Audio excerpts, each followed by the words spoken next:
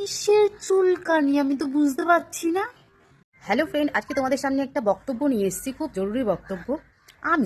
আমার বর আমাকে ভালোবেসে বিয়ে করে নিয়ে এসছে, ভালো কথা। তাতে কি কারো কিছু বলার আছে? কারো কিছু বলার নেই। কিন্তু নয়, কিছু মানুষ আছে কারো ভালো একদম দেখতে পারে না। তার এখন কথা কি, আমাদের ছেলেকে এত সুন্দর দেখতে, বউটা কি বিচ্ছিরি দেখতে, এত বাজে, কি করে পছন্দ করলো, এইরকম এইরকম তার বক্তব্য। কেন, কি করে, কেন পছন্দ হয়েছে ওনাকে জানিয়ে করা উচিত ছিল পছন্দটা। ওনাকে জানিয়ে করলে তাহলে ভালো হতো। সেখানে আমার বর আমাকে পছন্দ করে নিয়ে এসছে। তোমার এত কিসের চুলকানি আমি তো বুঝতে পারছি না। কিসের চুলকানি? সে আমাকে নিয়ে সংসার করবে, সেটা তার ব্যক্তিগত ব্যাপার। তোমার এত কিসের চুলকানি? কাকিমা, এই সমস্ত নিয়ে ভেবো না। নিজের চরকায় নিজে তেল দাও।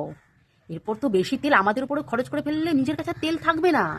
আর তেল না থাকলে তারপর না কাউকে তেল দিতে পারবে না, ঘুমোতে পারবে না ঠিক মতন করে। তখন সমস্যাটা তোমারই হবে, আমাদের হবে না। হাট, চল পাতলি গালি।